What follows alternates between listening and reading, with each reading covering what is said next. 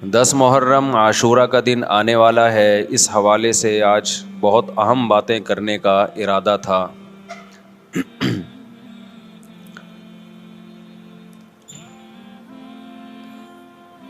محرم میں کیا کرنا چاہیے؟ کربلا کا واقعہ اصل ہے کیا؟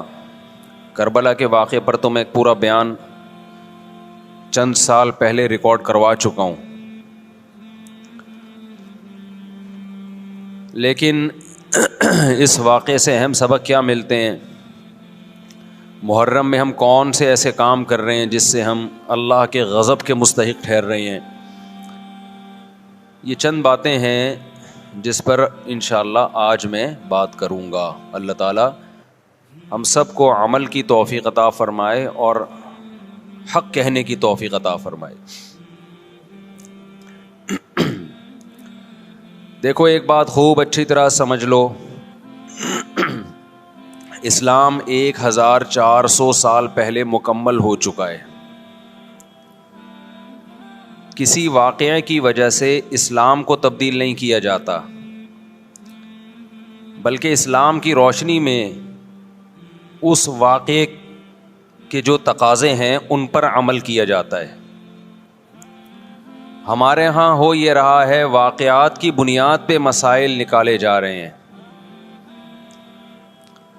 10 محرم کا دن سیدنا حسین ابن علی رضی اللہ عنہ کی شہادت سے پہلے بھی عظیم تھا، اور سیدنا حسین ابن علی رضی اللہ عنہ کی شہادت کے بعد بھی عظیم دن ہے۔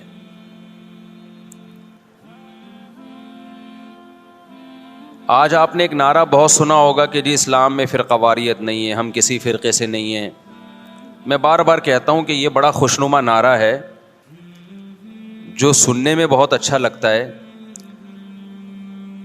کچھ باتیں سننے کی حد تک بہت اچھی ہوتی ہیں، لیکن پریکٹیکل لائف میں ان کی ویلیو بالکل بھی نہیں ہوتی۔ جب آپ پریکٹیکل لائف میں آتے ہیں تو پھر آپ کو یہ فیصلہ کرنا پڑتا ہے کہ آپ کس فرقے سے تعلق ہے آپ کا۔ آپ سنی ہیں، شیعہ ہیں، معتزلہ ہیں، مرجیہ ہیں، قدریہ ہیں، ناصبیہ ہیں، کیا ہے آپ کا فرقہ؟ یہ کہہ دینا آسان ہے، میرا کوئی فرقہ نہیں ہے۔ اس پر سب سے بڑا اشکال یہ ہوتا ہے، یہ میں اس لیے فرقے کی بات کر رہا ہوں کہ آپ کو بھی طے کرنا پڑے گا کہ آپ یا تو شیعہ بن جاؤ بھائی، یا سنی بن جاؤ، ایک طرف ہو جاؤ آپ۔ محرم میں شیعہ بنے ہوئے ہوتے ہیں، رمضان میں سنی بنے ہوئے ہوتے ہیں، ربیع الاول میں بریلوی بنے ہوئے ہوتے ہیں، تو پتہ ہی نہیں چلتا کہ ٹکتا ہی نہیں ہے کسی ایک جگہ۔ اس بات میں دو رائے نہیں ہو سکتی کہ سیدنا حسین رضی اللہ تعالی عنہ کو جو کربلا میں شہید کیا گیا، یہ کائنات کا بدترین ظلم تھا۔ جس نے آپ کی گردن مبارک پہ تلوار رکھی، اس کی بدبختی میں دو رائے نہیں ہو سکتی۔ بہت ہی کوئی شقی اور بدبخت جو نواسہ رسول صلی اللہ علیہ وسلم کے قتل کی طرف بڑھا، بہت ہی کوئی بدبخت اور بدنصیب جو کوفہ کے گورنر ابن زیاد کے کہنے پر نواسہ رسول سے لڑنے کے لیے نکلا، جو اس ظلم کو ظلم نہیں مانتا، وہ بھی اپنے آپ کو جہنم میں جانے کے لیے تیار کر رہا ہے۔ پھر کربلا میں ایک بڑا ظلم یہ ہوا کہ صرف سیدنا حسین ابن علی کو شہید نہیں کیا گیا، آپ کے ساتھ جتنے مرد تھے سب کو شہید کر دیا گیا۔ لیکن ہمیں پیغمبر صلی اللہ علیہ وسلم اور صحابہ کی سیرت میں کیا ملتا ہے؟ میں ایک آیت سے آپ کو سمجھاتا ہوں۔ مشرکین مکہ حضرت ابراہیم علیہ الصلاۃ والسلام کے نسب میں ہونے پر اور آپ سے محبت پہ بڑا فخر کیا کرتے تھے کہ ہم ابراہیم کی اولاد میں ہیں، ہم ابراہیم کے دین پہ ہیں۔ اللہ نے کیا فرمایا رسول اللہ صلی اللہ علیہ وسلم سے کہ ان اول الناس بابراہیم للذین اتبعوہ، اے نبی آپ ان سے کہہ دیجئے ابراہیم سے محبت کے خالی پیلی کے دعوے مقبول نہیں ہیں. ابراہیم کے زیادہ حقدار وہ ہیں جو ابراہیم علیہ السلام کی اتباع کرتے ہیں, اور یہ پیغمبر اور صحابہ یہ ابراہیم علیہ السلام کے دین کو فالو کرتے ہیں, اور تم ابراہیم کے دین کو فالو نہیں کر رہے, ان سے محبت کے دعوے دار ہو. تو خالی محبت کے دعوے داری اللہ کے ہاں مقبول نہیں ہے. اللہ کے ہاں وہ محبت کی دعوے مقبول ہیں جس میں آپ محبوب کو فالو کر رہے ہوں. سیدنا حسین ابن علی رضی اللہ تعالی عنہ جو جنت کے جوانوں کے سردار ہیں, آپ سے محبت کا دعویٰ اس وقت مقبول ہوگا جب آپ سیدنا حسین کی سیرت کو فالو کریں گے. رونا پیٹنا ماتم کرنا یہ سیدنا حسین اور اہل بیت کی سیرت نہیں ہے. صبر کرنا, ظالم کے سامنے ڈٹ جانا, جان کے خوف سے اپنی پالیسیوں سے پیچھے نہ ہٹنا, یہ سیدنا حسین ابن علی رضی اللہ عنہ کی سیرت ہے جو آج ہمیں کہیں بھی نظر نہیں آتی.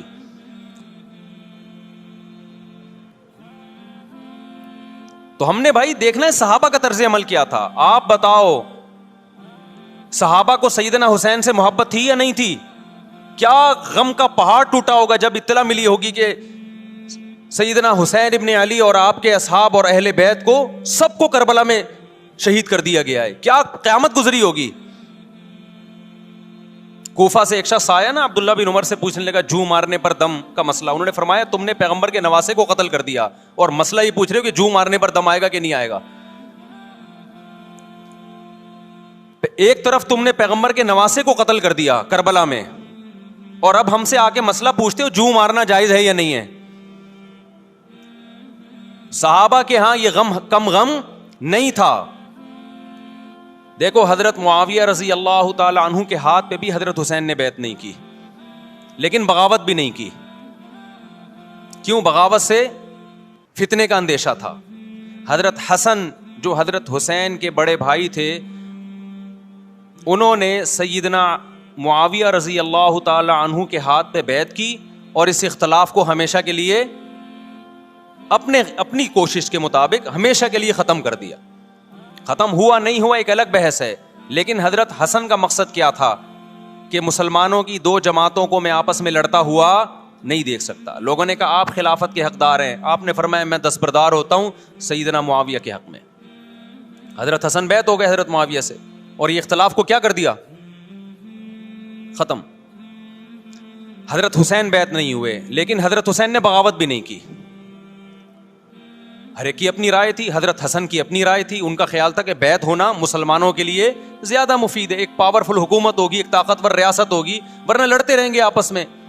حضرت حسین کا موقف یہ تھا کہ میں بغاوت تو نہیں کروں گا لیکن بیعت بھی نہیں ہوں گا, کیونکہ اگر بیعت ہو گیا تو اس سے جو خلفائے راشدین کے دور میں جو خلیفہ کی سلیکشن کا طریقہ تھا وہ طریقہ ختم ہو جائے گا.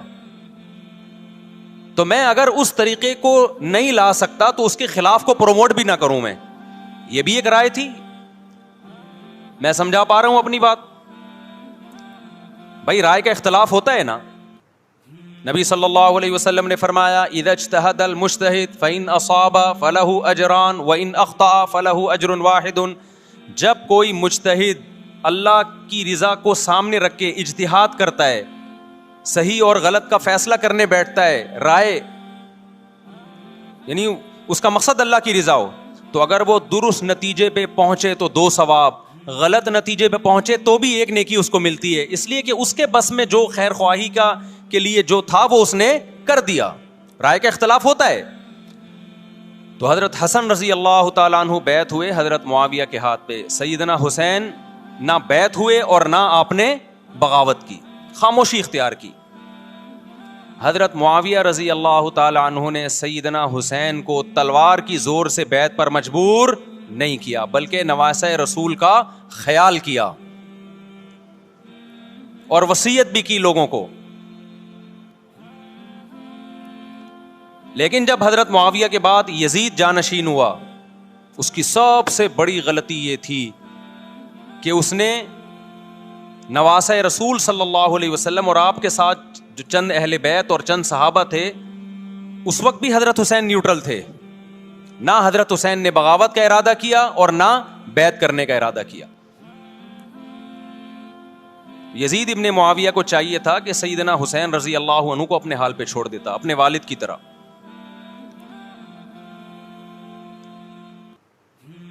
حضرت حسین رضی اللہ تعالیٰ عنہ کو جب کوفہ سے خطوط آئے، یہ میں وضاحت اس لیے کر رہا ہوں کہ حضرت حسین بغاوت کے لیے نہیں نکلے تھے، اس مسلمان حاکم کے خلاف بغاوت کے لیے نہیں نکلے تھے، کیونکہ رسول اللہ صلی اللہ علیہ وسلم کی بہت ساری صحیح حدیث ہے اس بارے میں کہ جو باغی ہے، جو ریاست کے خلاف بغاوت کرتا ہے، اس کو نبی صلی اللہ علیہ وسلم نے اس عمل کو پسند نہیں کیا. تو حضرت حسین رضی اللہ تعالیٰ عنہ کو کوفہ سے خطوط آئے کہ یہاں سارے کے سارے لوگ آپ کے ہاتھ پہ بیعت کرنے کے لیے تیار ہیں.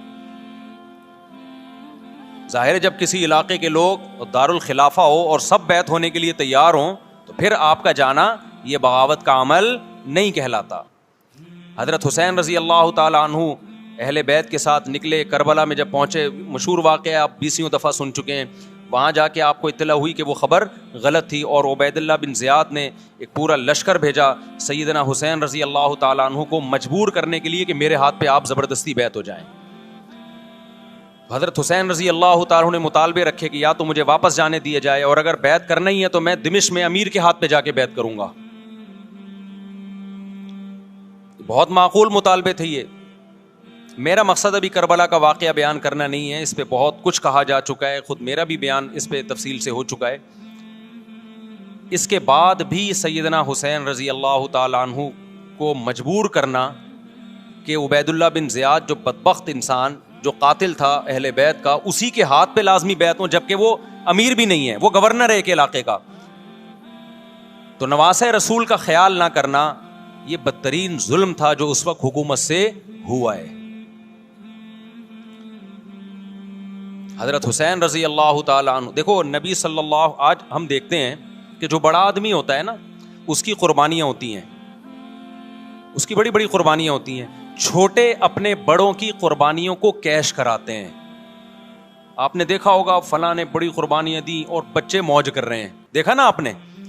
لیکن اللہ تعالیٰ نے رسول اللہ صلی اللہ علیہ وسلم کے نسب کو اس سے محفوظ کیا.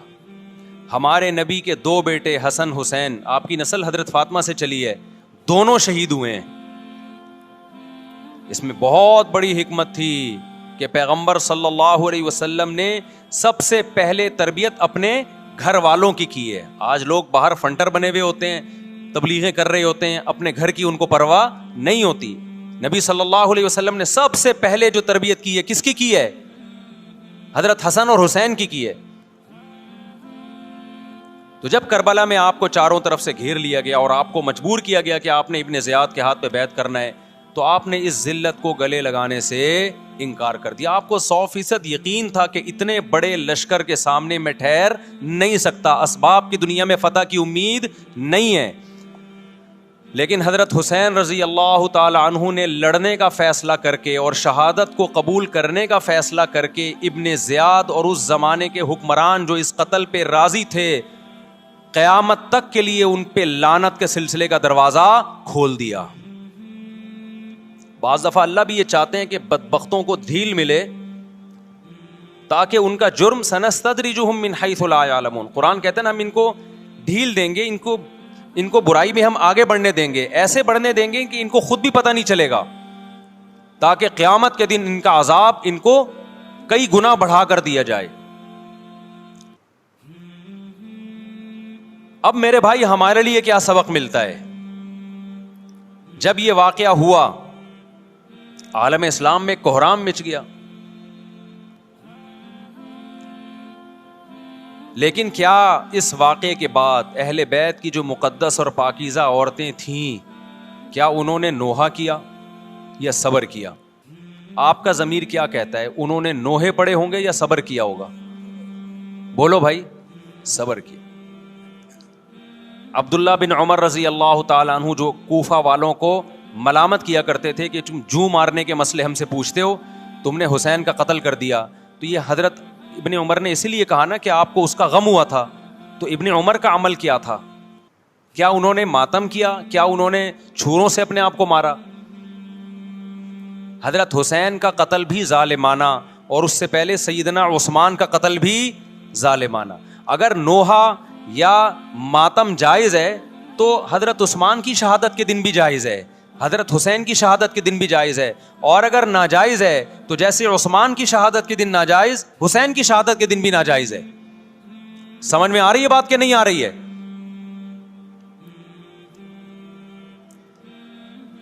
قرآن کیا کہتا ہے ایسے مواقع کے بارے میں؟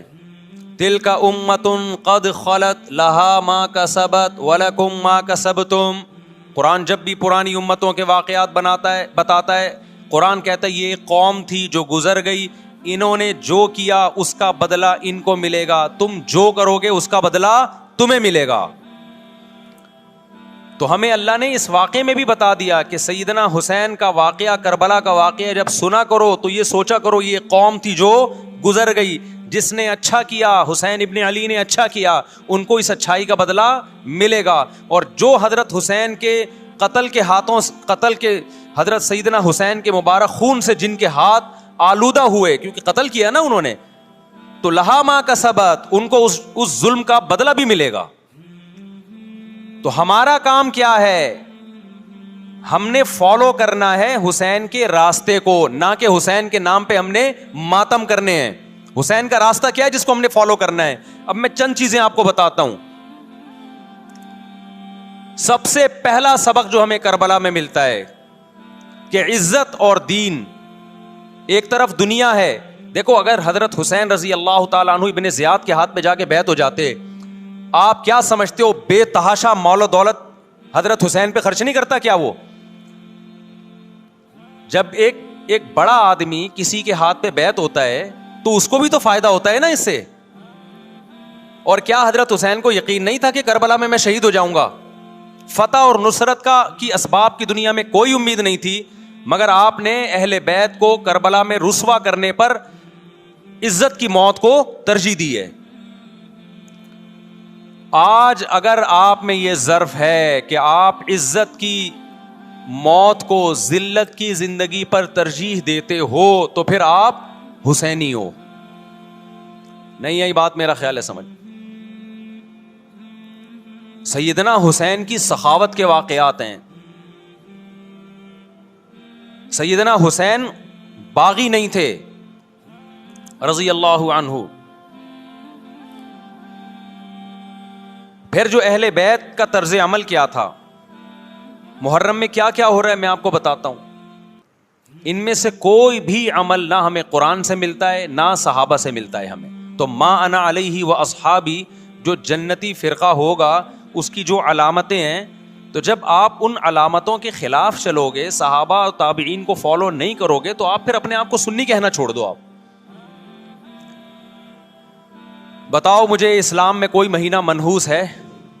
بولو نا، کوئی مہینہ منحوس ہے؟ تو آپ محرم کو منحوس کیوں کہتے ہو؟ لوگ مجھے کہتے ہیں مفتی صاحب فرقہ واریت پھیلا رہے ہیں. دیکھو فرقہ واریت جب پھیلا رہا ہوں جب میں کسی فرقے کے خلاف آپ کو کر رہا ہوں. میرے بیان شیعہ لوگ بھی سنتے ہیں، ملتے بھی ہیں. بہت دفعہ ایئرپورٹ پہ ملاقات ہوئی، بڑی عزت سے ملے، میں شیعہ ہوں لیکن آپ سے محبت کرتا ہوں. یہاں مسجد میں بھی آتے ہیں. میں نے کبھی کسی پہ طنز نہیں کیا. اس لیے میں بار بار کہتا ہوں جو شیعہ کا مذہب ہے اس کو کرنے دو. وہ سبیلے لگاتے ہیں، آپ ان کو مت چھیڑو، جا کے تنگ نہ کرو ان کو. وہ ماتم کرتے ہیں، آپ ان کو مت چھیڑو. وہ نوحے کرتے ہیں، وہ نوحے پڑھتے ہیں، آپ ان کو مت چھیڑو. لیکن آپ اپنی پوزیشن واضح کرو کہ آپ شیعہ ہو یا آپ سنی ہو. آپ تو ایک طرف ہو جاؤ نا. محرم میں اگر آپ مرثیے لگا کے گھوم رہے ہو گاڑیوں میں، اٹ مینز آپ سنی نہیں ہو. آپ نبی صلی اللہ علیہ وسلم کی حدیث ہے ہمارے پاس، ہم اہل سنت والجماعت ہیں، ہم سنت کو فالو کرتے ہیں. تو سنت کیا کہتی ہے؟ میتوں پہ گریبان چاک کرنا، میتوں پہ چیخ و پکار کر کے رونا. آپ نے فرمایا لیس منا، وہ ہم میں سے نہیں ہے. اور اس عمل پہ آپ صلی اللہ علیہ وسلم نے لعنت فرمائی ہے. لوگ کہتے ہیں حسین کی یاد میں رونا نبی کی سنت ہے. نبی صلی اللہ علیہ وسلم کو جب جبریل نے بتایا کہ حسین شہید ہوں گے، آپ روئے اس لیے کہ اس وقت آپ کو یہ خبر ملی تھی. لیکن کیا ہر محرم میں آپ نے رونے کا پروگرام کیا ہے؟ یا صحابہ کو بیٹھ کے باقاعدہ رلایا ہے آپ نے؟ کیا ہو گیا بھائی؟ آپ کو بھی جب کربلا کا واقعہ کی خبر ملی آپ کی آنکھوں میں آنسو آ جائے، یہ نیچرل ہے، یہ حسین سے محبت کی علامت. لیکن ہر محرم میں باقاعدہ بٹھا کے رونے کا پروگرام کرنا یہ حسین سے محبت کی علامت نہیں ہے، بلکہ شریعت میں ناجائز ہے یہ غموں کو بڑھانا. یہ کہاں سے جائز ہو گیا؟ حضرت عثمان بھی تو شہید ہوئے تھے، نبی صلی اللہ علیہ وسلم کے داماد تھے، ان کی یاد میں آپ رونے کو سنت کیوں نہیں کہتے؟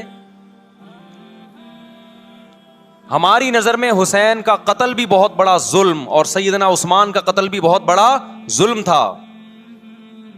دونوں مظلوم تھے، دونوں مظلوم شہید تھے، ہمیں دونوں کی شہادت پہ غم ہے، لیکن اب اس غم کو مناتے نہیں ہیں. اسلام میں غم منانا سنت نہیں ہے. دیکھو جعفر طیار رضی اللہ عنہ، نبی کے چچا زاد بھائی، اہل بیت، جب آپ صلی اللہ علیہ وسلم نے ان کو لڑائی کے لیے میدان جنگ میں بھیجا، رومیوں سے لڑائی تھی، حضرت جعفر طیار کی 4 بیویاں تھیں. جب نبی صلی اللہ علیہ وسلم مسجد نبی میں بیٹھے، آپ کو فرشتوں نے اطلاع دی کہ جعفر طیار شہید ہو گئے. آپ صلی اللہ علیہ وسلم کی آنکھوں سے آنسو. یہ آنسو اس وقت نکلے جب عین شہادت کی اطلاع ملی ہے، اس وقت آنسوؤں کا نکلنا محبت کی علامت ہے. آپ نے صحابی رسول کو بھیجا کہ جاؤ آپ کی زوجات کو، بیویوں کو جا کے خبر دو کہ جعفر طیار شہید ہو گئے. کیا قربانی تھی صحابہ کی، آپ دیکھو ایسے جوان تھے جعفر طیار، خوبصورت جوان. غزوہ بدر میں جب مشرکین مکہ نے یہ نعرہ لگایا کہ حل میں مبارز، 3 سردار آئے، انہوں نے کہا پہلے تمہارے اندر سے 3 بہادر آئیں ہم سے لڑیں. دیکھو عربوں میں یہ ہوتا تھا کہ جب جنگ کے لیے 2 فوجیں آمنے سامنے کھڑی ہوتی تھیں تو پہلے دونوں طرف کے بہادر ترین لوگوں کی لڑائیاں ہوتی تھیں کہ جب تک دونوں میں سے ایک قتل نہیں ہوگا لڑائی شروع نہیں ہوگی. تو آپ کو پتا ہے کہ اس میں بہادر ترین لوگ نکلیں گے نا جو لڑنا جانتے ہوں. مشرکین مکہ کی طرف سے 3 یا 4 بڑے بڑے سردار آئے لڑائی سے پہلے، بدر میں لڑائی سے پہلے. انہوں نے نعرہ لگایا حل میں مبارز، کوئی ہے تم میں جو پہلے ہم سے لڑے. یعنی ادھر سے ہم 3 ہیں تو ادھر سے بھی کتنے چاہیے؟ 3 بندے. ادھر سے انصار صحابہ آئے. مشرکین مکہ نے کہا لیسو بی اکفائنا، یہ ہمارے جوڑ کے نہیں ہیں، قریشی ہاشمی چاہیے ہمیں، ہمارے نسب کے لوگ ہونے چاہیے. تو ادھر سے نبی صلی اللہ علیہ وسلم نے حضرت علی کو بھیجا اور حضرت جعفر طیار کو بھیجا. جن صحابہ کو بھیجا ان میں حضرت جعفر طیار بھی تھے. حضرت جعفر طیار رضی اللہ تعالی عنہ اور سیدنا علی مقابلے میں غالب آ گئے. خوبصورت صحابی، نجاشی کے سامنے آپ نے تقریر کی ہے، ہجرت کی ہے نا جب حبشہ کی طرف، تو نجاشی نے پوچھا جعفر طیار سے کہ تمہارے پیغمبر جو کلام لے کر آئے ہیں وہ سناؤ. حضرت جعفر طیار رضی اللہ تعالی عنہ نے سورہ مریم پڑھنا شروع کر دی. کاف ہا یا عین صاد ذکر رحمت ربک عبدہ زکریا اذ نادى ربه نداء خفيا قال رب اني وهن العظم مني واشتعل الراس شيبا ولم اكن بدعائك رب شقيا واني خفت الموالي من ورائي وكانت امراتي عاقرا فهب لي من لدنك وليا. ایسی حضرت مریم اور عیسیٰ ابن مریم کی سیرت کو سورہ مریم میں بیان کیا حضرت جعفر طیار نے کہ نجاشی روتے روتے اس کی داڑھی تر، اور جتنے پادری بیٹھے تھے سب کی داڑیاں تر ہو گئی روتے روتے. تو یہ تقریر جو نجاشی کے اسلام کا سبب بنے، بادشاہ کو مسلمان کرنے والے کون تھے؟ حضرت جعفر طیار. اور آپ کے چھوٹے چھوٹے بچے، 4 جوان بیویاں ہوں، چھوٹے چھوٹے بچے ہوں، اور ایسے میں میدان جنگ میں لڑتے ہوئے شہید ہو جائیں تو پیغمبر اور صحابہ پہ کیا قیامت ٹوٹی ہوگی. لیکن ہمارے نبی صلی اللہ علیہ وسلم کی آنکھوں میں سے کیا تھے؟ صرف آنسو موتی کی طرح ٹپک رہے تھے. اور آپ صحابہ کو اطلاع دے رہے تھے کہ جعفر طیار شہید ہو گئے اور جاؤ ان کے گھر والوں کو بتا کے آ جاؤ. کتنی بڑی قربانی ہے یا نہیں ہے؟ جب خبر دینے والا آپ کی ازواج کو بتا کے آیا کہ جعفر طیار شہید ہو گئے تو آپ کے گھروں سے خواتین کے رونے کی آوازیں آئیں. آپ صلی اللہ علیہ وسلم نے فرمایا ان سے بولو کہ اپنی آواز کو پست کرو.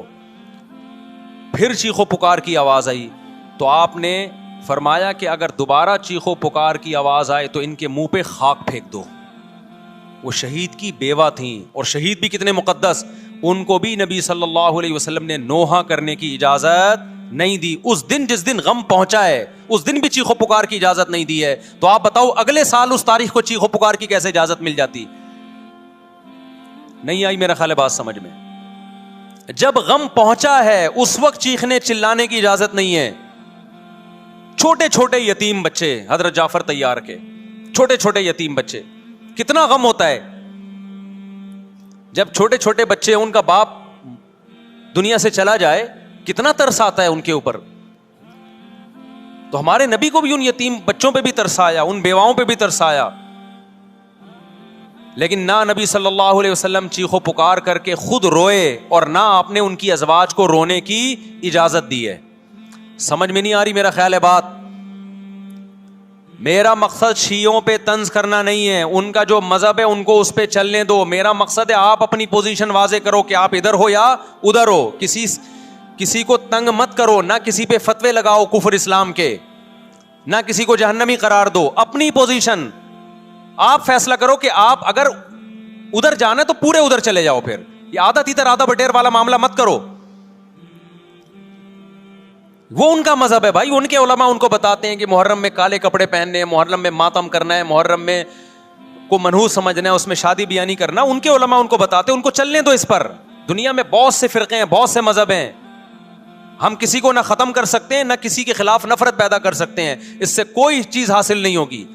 کسی سے نفرت کرنے کی ضرورت نہیں, کسی پہ فتوے لگانے کی ضرورت نہیں, لیکن آپ کو اپنی پوزیشن واضح کرنی پڑے گی کہ میں کہاں کھڑا ہوا ہوں. اگر آپ سنی ہو تو پھر اہل سنت والجماعت صحابہ تابعین کو فالو کرتے ہیں, حدیث کو فالو کرتے ہیں, اور حدیث میں ہمیں ماتم کرنا, نوحہ کرنا, گریبان چاک کرنا اس کی پرمیشن نہیں ہے, بلکہ اس سے روکا گیا ہے, اس عمل کو حرام اور ناجائز قرار دیا گیا ہے. بات آ رہی ہے سمجھ میں؟ باقی جو شیعہ حضرات کرتے ہیں, ہمارے دوست ہیں شیعہ, میں مذاق میں نہیں کہہ رہا, ملتے ہیں ہم سے, میں کبھی ان سے مذہب کے ٹاپک پہ بات نہیں کرتا, نہ ان کو کبھی چھیڑتا ہوں کہ آپ یہ کیوں کر رہے ہو, یہ کیوں نہیں کر رہے. بھائی اس کا مذہب ہے, وہ اس کا فرقہ ہے, جو کرنے دو اس کو, ہم نہیں کرتے, کیونکہ ہم اہل سنت والجماعت میں. سمجھ میں آ رہی ہے بات کہ نہیں آ رہی؟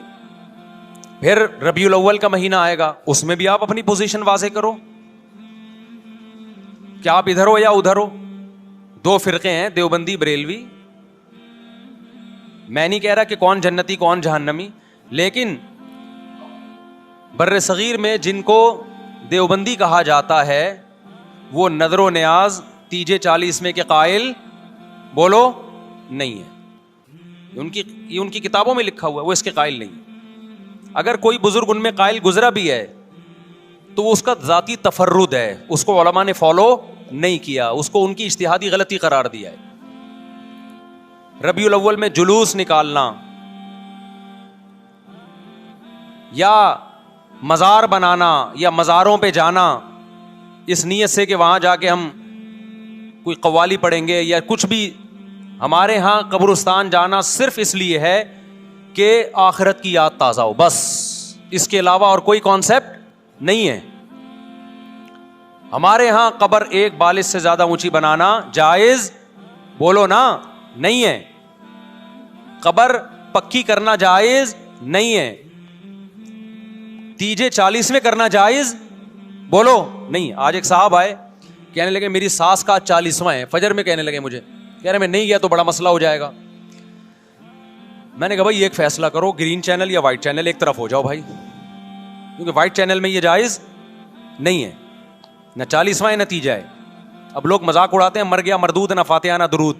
بھائی کچھ بھی کہتے رہو, تو پھر پورے ادھر کو ہو جاؤ, یا تو پورے وائٹ ہو جاؤ یا پورے کیا ہو جاؤ, پورے گرین ہو جاؤ. پھر تیجا بھی کرو, 40واں بھی کرو, برسی بھی کرو, اور پھر اس کے بعد جھنڈے بھی لگاؤ ہرے رنگ کے.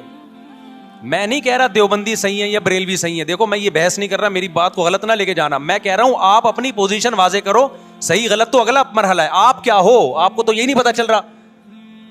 آپ रबीउल अव्वल में हरे झंडे लेके घूम रहे हो, रमजान में आप व्हाइट चैनल बने हुए हो, मुहर्रम में आप ब्लैक चैनल बने हुए हो, तो पता ही नहीं चल रहा तो है क्या भाई? जब 73 फिरकों में एक जन्नती है तो एक को फॉलो करो ना, जिसको जन्नती समझते हो। अगर आप समझते हो कि ब्लैक चैनल या शिया फिरका जन्नती है तो पूरे शिया हो जाओ भाई। अगर आप समझते हो बरेलवी फिरका जन्नती है तो पूरे बरेलवी हो जाओ। तो जिसको समझते हो वो बन जाओ, लेकिन पूरे बनो, अधूरे मत बनो, आधा आधा ना लो। बात समझ में आ रही है? मैं फिर बता रहा हूं, ना मैं किसी को जन्नती कह रहा हूं ना जहन्नमी। मैं ये नहीं कह रहा देवबंदी जन्नत में जाएंगे या बरेलवी जाएंगे या शिया जाएंगे, ये तो अल्लाह फैसला करेगा।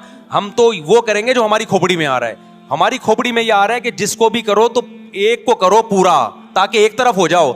आधे तीतर आधे बटेर मत बनो आप, और दूसरे को छेड़ो भी नहीं, छेड़ने की भी जरूरत नहीं है। कोई जो कर रहा है क्या भाई, उसका मजहब है। देखो हिंदू मंदिर में जाता है ना, हमारी राय के मुताबिक सही कर रहा है, गलत कर रहा है, गलत कर रहा है, लेकिन हम छेड़ते हैं क्या? इस्लाम ने इजाजत दी उसको छेड़ने की कि हिंदू जा रहा है उसको पकड़ के ला, क्यों जा रहा है भाई? इस्लाम बोला है भाई लकुम दीनुकुम वलिय दीन, तुम्हारे लिए तुम्हारा दीन, हमारे लिए हमारा दीन। ला इकराह फिद्दीन, दीन में जबरदस्ती नहीं है, जो जो कर रहा है उसको करने दो। तभी इस्लामी तारीख में कोई एक मंदिर भी हमारे इल्म में नहीं है कि उसमें हिंदुओं पे पाबंदी लगी हो कि मंदिर नहीं जा सकते। जब तक इस्लामी हुकूमतें रही हैं, हिंदुस्तान में 1000 साल मुसलमानों ने हुकूमत की है। अगर हिंदुओं को मंदिर जाने से रोक देते तो आज ये मंदिर खत्म होते।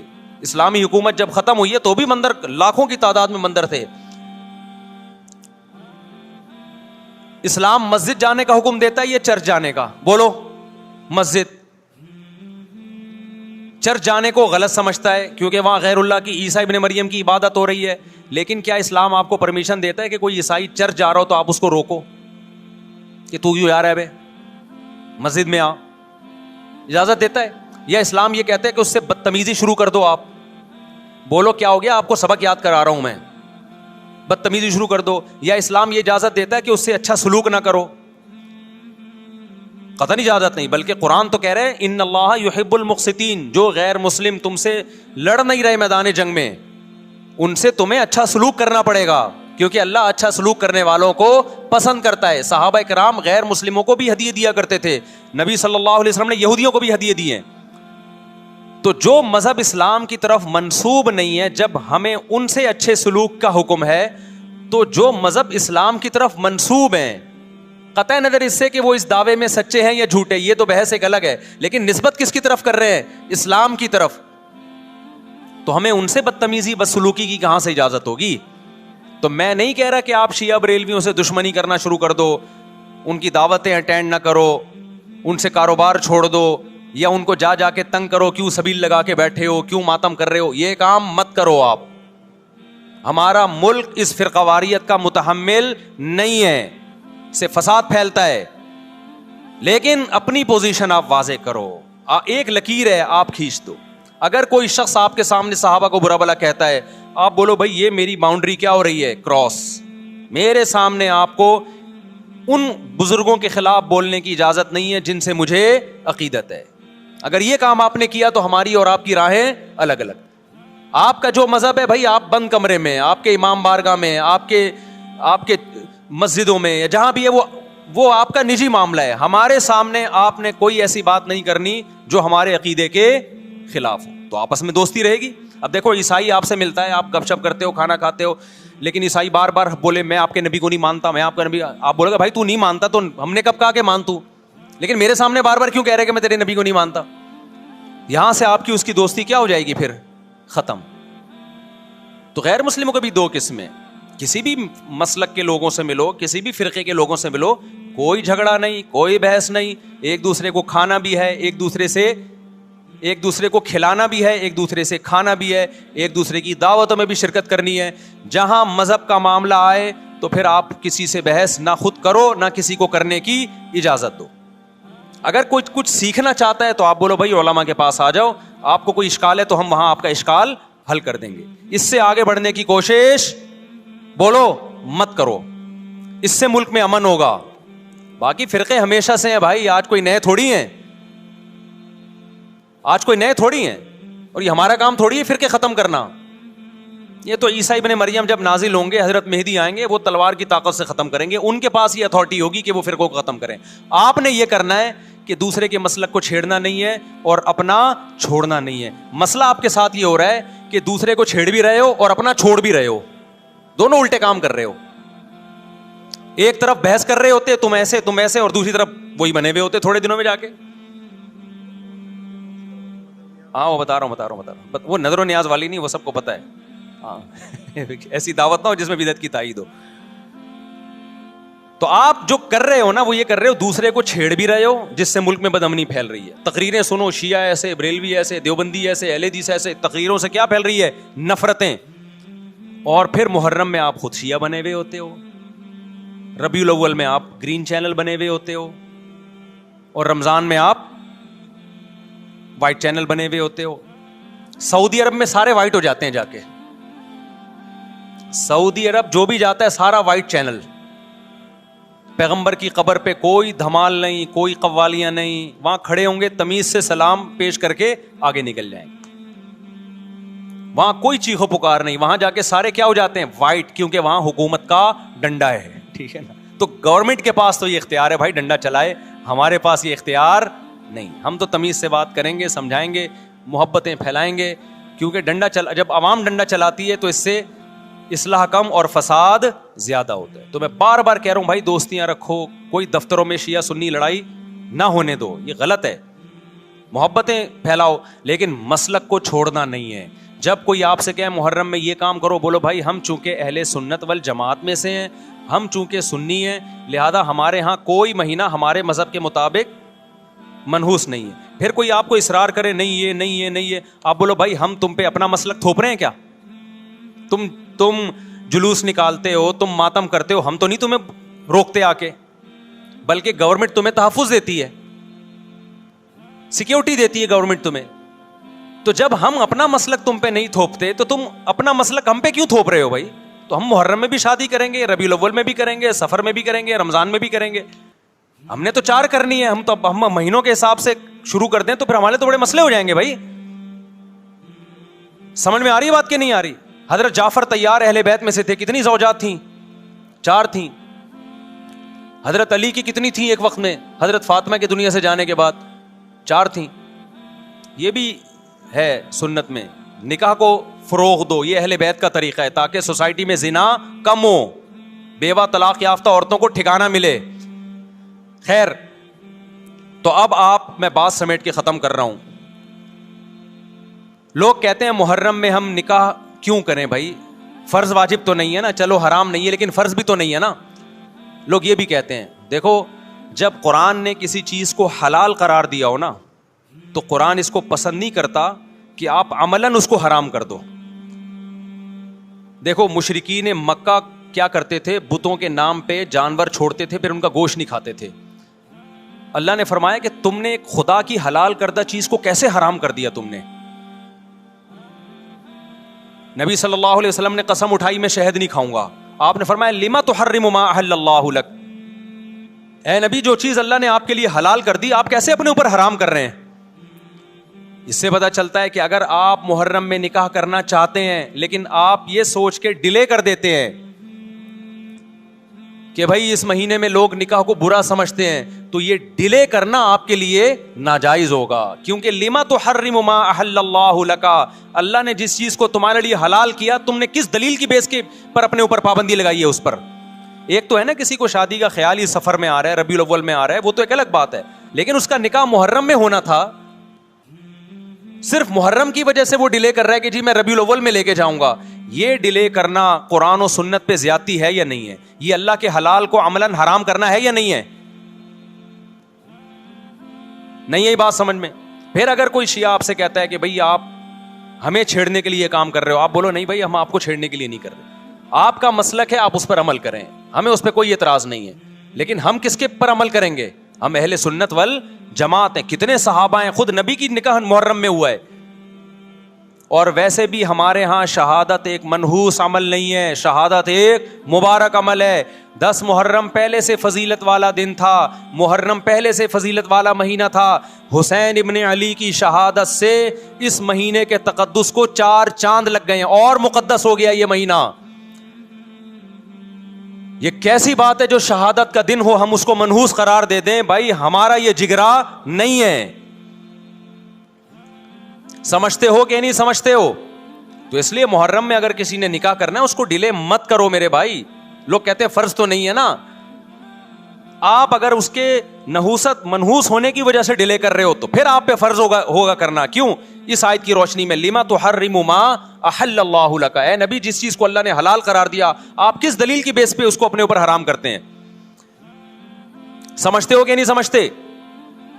تو اسی طرح یہ جو باقی کام محرم میں ہو رہے ہیں، مرثیے سن رہے ہیں لوگ، نوحے سن رہے ہیں، رکشے والوں نے بھی لگائے ہوئے ہیں، تو بھائی شیعہ حضرات کا مسئلہ کہ ان کو کرنے دو، آپ یہ عمل مت کرو. اگر آپ سنی ہو تو پھر اہل سنت والجماعت کے ہاں میتوں پہ رونے کے مرثیے یہ جائز نہیں ہے، کیونکہ اس سے غم بڑھتا ہے. ہمارے نبی نے جعفر طیار رضی اللہ عنہ کی زوجہ کو، جن کا حقیقی غم تھا اس وقت، ان کو نہیں رونے دیا.